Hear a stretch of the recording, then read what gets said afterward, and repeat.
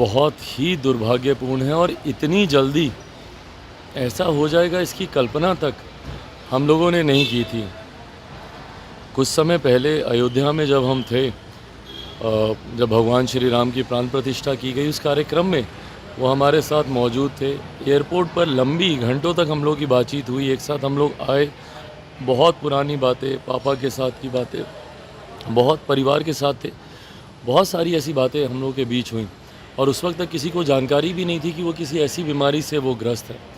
कुछ समय पूर्व जब ये जानकारी आई, पहले तो उसी पर ही हम लोग को विश्वास नहीं हुआ, और आज वो हम लोग के बीच नहीं है, इस बात की कल्पना तक करना इतना कठिन है। एक ऐसे व्यक्ति जिन्होंने इतना सादगी भरा जीवन उन्होंने हमेशा व्यतीत किया, रहन सहन खान पान पर हमेशा ध्यान देने वाले वो व्यक्ति, क्योंकि मुझे याद है मेरे नेता, मेरे पिता आदरणीय रामविलास पासवान जी के साथ एक सहयोगी, एक साथी की भूमिका में वो रहे। दोनों की एक जोड़ी अक्सर चुनाव प्रचार में एक साथ घूमती हुई हम लोग को देखने को मिलती थी। तो ऐसे में आज मेरे लिए ये दोहरी क्षति है, जहाँ एक तरफ मैंने अपने पिता को कुछ समय पहले खोया और उसके बाद जो अभिभावक की भूमिका में थे, आज उनका नहीं रहना यकीनन एक बहुत बड़ी क्षति। और मैं मानता हूँ युवा पीढ़ी, हम जैसे लोगों के लिए ख़ास तौर पर हम लोग के आदर्श के समान वो रहे, एक प्रेरणा स्रोत रहे।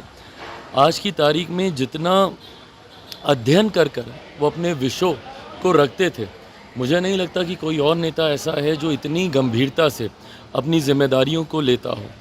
ना सिर्फ सत्ता पक्ष में जब वो रहे, इवन जब विपक्ष में भी वो रहते थे, जिस गंभीरता से वो तमाम विषयों की जानकारी उस पर अध्ययन कर रिसर्च कर आप सबके माध्यम से, मीडिया के माध्यम से जनता तक अपनी बातों को पहुंचाने का वो काम करते थे।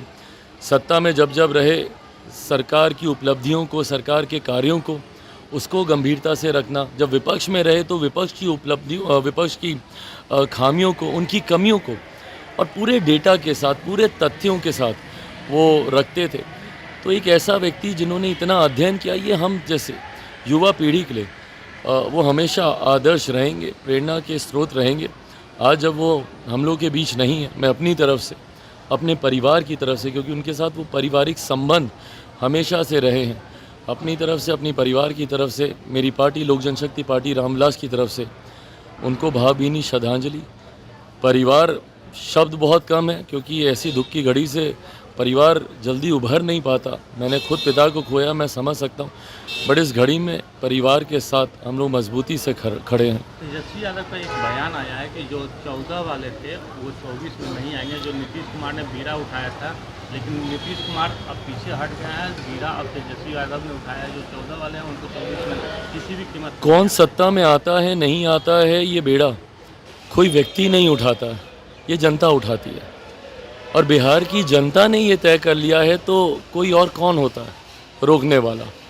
इस तरीके का बेड़ा ये कई बार उठा चुके हैं। 14 में ये भी तो उठाए थे ना, क्या हर्ष हुआ। 19 में इन्होंने पुनः इसी बेड़ा को उठाया था कि भाई इस बार तो खाता तक नहीं खुलेगा। किसका खाता नहीं खुला? 19 के परिणामों ने दर्शाया ही। तो ऐसे में कोई व्यक्ति जिम्मेदार नहीं होता है। जब चुनाव के परिणाम निर्धारित किए जाते हैं, उसके लिए पूरा राज्य, और ये लोकसभा के चुनाव हैं, पूरा देश इसकी जिम्मेदारी अपने कंधों पर लेता है। और मुझे लगता है देश ने ये मन बना लिया है कि इस बार तीसरी बार प्रधानमंत्री जी को प्रधानमंत्री बनाना है। आज प्रधानमंत्री जी का नामांकन है। नामांकन से पहले ही जिस तरीके का उत्साह देखने को मिल रहा, आज हम लोग भी, तमाम एनडीए के साथी घटक दल उनके नामांकन में मौजूद होंगे। हम भी उसी कार्यक्रम में शरीक होने हम लोग जा रहे हैं। तो ऐसे में उनके नामांकन से और नामांकन से पहले अलग अलग जगहों पे, कल मेरे प्रधानमंत्री हाजीपुर आए थे।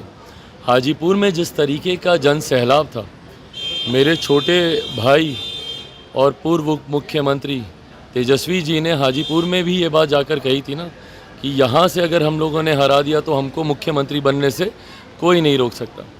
कल आप देखिएगा हाजीपुर में जिस तरीके का एक जन सैलाब देखने को मिला, और जिस तरीके से प्रधानमंत्री जी का आशीर्वाद मुझे मिला, उनके तमाम वो शब्द जिन्होंने मेरे मनोबल को बढ़ाने का काम किया, कल जिस तरीके से उन्होंने मेरी छोटी छोटी बातों तक का जिक्र किया कि कैसे 2014 से वो इस बात को देखते थे कि मैं पार्लियामेंट में को कितनी गंभीरता से मैं लेता हूँ।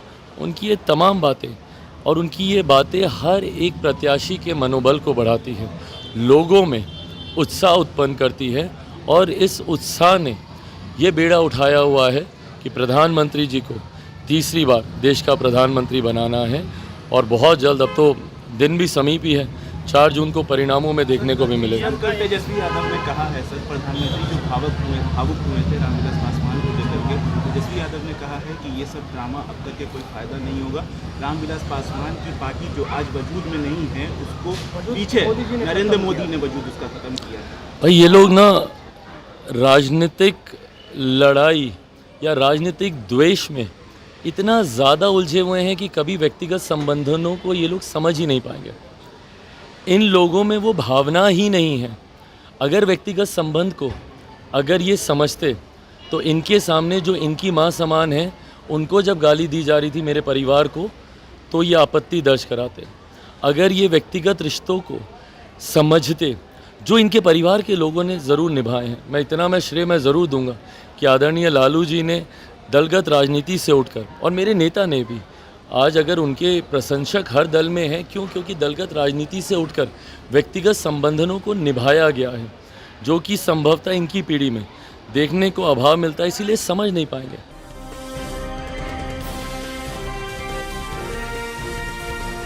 केलांचल टाइम्स, हर खबर पर हमारी नजर।